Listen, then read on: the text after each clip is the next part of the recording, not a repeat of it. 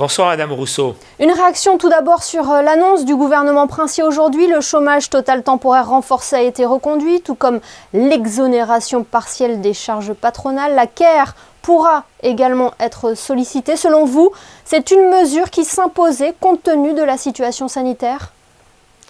Oui, absolument. C'était une demande, bien sûr, des élus du Conseil national. Il faut constater, malheureusement, depuis le début de cette année, que notamment le télétravail provoque un certain nombre de pertes de clientèle, mais aussi la diminution des vols internationaux avec la recrudescence du variant Omicron. Donc oui, il était important que Monaco reste, comme il a été depuis le début, un État exemplaire en matière de soutien à ses salariés à travers le CTTR, à ses travailleurs indépendants, ses commerçants et ses entreprises, à travers notamment la CARE. Et donc, globalement, pour simplifier les choses, les mesures efficaces qui avaient été mises en place par l'État monégasque l'année dernière sont renouvelées. Voilà, donc ce sont de bonnes décisions prises en pleine concertation avec les élus du Conseil national. Oui, justement, comment se portent vos relations avec le gouvernement princier ? On peut dire que vous êtes en total accord sur la politique menée par le gouvernement pour faire face à cette crise sanitaire ? Nous sommes globalement d'accord, mais heureusement, dans notre monarchie constitutionnelle moderne, le Conseil national, qui est une assemblée élue par les Monégasques, qui est un partenaire indépendant du gouvernement, n'est pas seulement là pour dire que tout est toujours parfait. Donc nous sommes là aussi pour apporter des idées, des propositions, parfois émettre des critiques, tout simplement dans l'intérêt de la politique de l'État, pour que les mesures prises par le gouvernement soient le plus proches des attentes, des besoins, de la réalité du terrain, des Monégasques, des résidents et des salariés de ce pays. Alors nous sommes globalement d'accord. Par exemple, nous partageons l'idée que la vaccination protège. Elle protège des cas graves, elle permet de sauver des vies, elle allège les services de réanimation, elle permet à nos équipes hospitalières de tenir le choc. Sur le plan économique, on vient de le voir, et sur le plan social, Monaco a été exemplaire. Les aides mises en place, nous les partageons. Certaines d'ailleurs sont issues des propositions du Conseil national. Le prince souverain a pris les bonnes décisions. Regardez les résultats. Le budget 2022 est de nouveau excédentaire. L'économie repart en principauté. Voilà, ceci ne nous empêche pas de dire qu'il y a des choses qu'on pourrait faire autrement. Peut-être nous pouvons reprocher parfois au gouvernement de ne pas être assez réactif. Autant il faut... Je pense à la crise sanitaire, à la gestion de la crise sanitaire par exemple. Autant il faut prendre des mesures de renforcement et de protection de la population quand la pandémie galope. Il faut aussi savoir rapidement assouplir ces mesures quand le virus recule. Nous avons eu l'occasion de dire au gouvernement, alors que pendant plusieurs semaines, au mois d'octobre notamment, le taux d'incidence était très bas, il est regrettable qu'il n'ait pas décidé à l'époque, pendant quelques semaines, d'alléger le port du masque pour les enfants, qui n'avaient plus besoin de le porter s'ils étaient assis à leur siège. Ça aurait permis effectivement de faciliter l'enseignement et la vie de nos écoliers. Il faudra, dès que, et on peut l'espérer rapidement, donc au printemps en tout cas, dès que la pandémie va reculer, il faudra rapidement permettre la suppression du port du masque. Vous venez de le souligner, 2021 aura été une nouvelle année d'épreuve. Si l'on devait dresser un bilan de cette année à l'Assemblée, lequel serait-il ? Quels sont les principaux sujets qui vous ont marqué en 2021 ? J'ai fait donc le bilan ce matin pour la préparation de ces vœux à la presse. Et donc, je peux vous dire que nous avons voté 15 textes importants. La transmission de la nationalité par mariage, qui est passée à 20 années, de mise en place d'une politique exemplaire de lutte contre le harcèlement scolaire et les violences scolaires. Donc, une loi très moderne et très progressiste a été votée au Conseil national. On peut parler de la reconnaissance des enfants du pays, de la sauvegarde du secteur protégé, de l'amélioration du contrat habitation-capitalisation, et puis bien sûr plus récemment, la reconnaissance des pratiques de soins non conventionnelles, qui était aussi très attendue par de nombreux résidents. Le logement faisait partie des grands dossiers de 2021 pour l'Assemblée. Il le sera encore en 2022 ?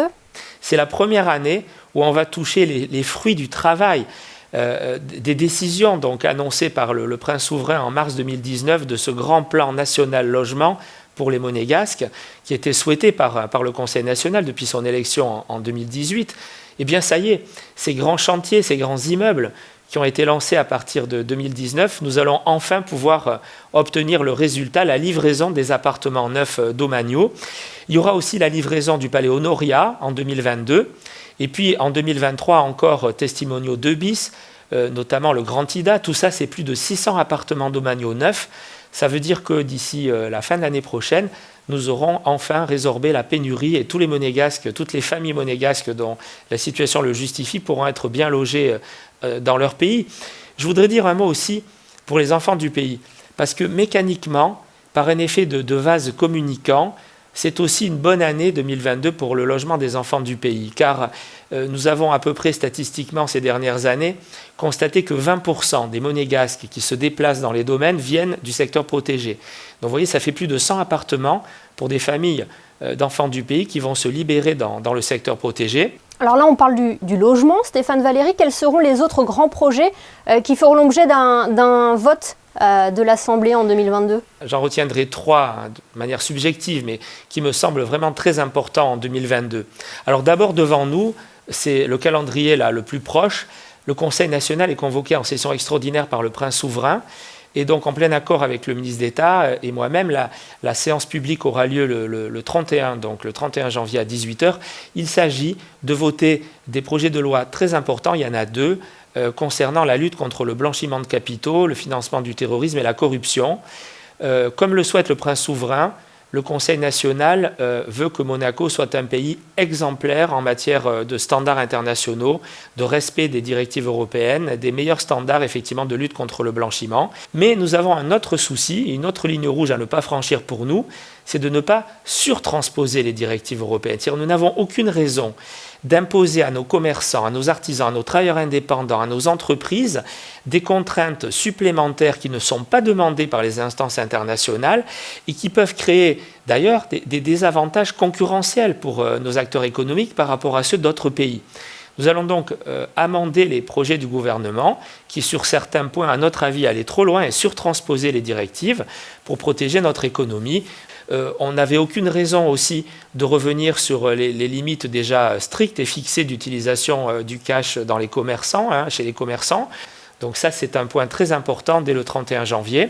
Il y a d'autres enjeux majeurs en 2022. Comme la retraite complémentaire, par exemple ? La création d'une caisse monégasque spéciale de retraite complémentaire qui va se substituer au régime français de l'Agirc-Arrco. C'est un moment très important pour les futurs retraités, mais déjà pour les salariés, pour les entreprises, car cela va permettre de baisser les cotisations pour le régime complémentaire des salariés et des entreprises. C'est aussi une bonne nouvelle pour les retraités, puisque ça permettra d'améliorer les pensions de retraite complémentaires. Donc nous voulons voter un projet de loi, donc une loi, cette année pour que ce régime soit applicable dès le 1er janvier de 2023, donc pour les salariés et les retraités de la principauté. Président, vous avez mentionné 3 points, quel est le 3e alors ? C'est le vote de la modernisation du statut des fonctionnaires. Elle visera à améliorer la formation continue des fonctionnaires, à améliorer leur mobilité, mais aussi, et nous sommes encore en discussion avec le gouvernement, peut-être à formaliser dans un véritable 13e mois pour sécuriser ces droits aux fonctionnaires, les primes qui pour l'instant sont versées à l'été et sont versées en fin d'année. Donc il y a beaucoup d'autres points bien sûr dans la modernisation de ce statut, loi très importante, donc je souhaite vraiment pouvoir voter donc, cette année. Et nous suivrons cela de près. Merci infiniment Stéphane Valéry d'avoir été notre invité sur Monaco Info ce soir. Merci à vous Madame Rousseau, merci beaucoup.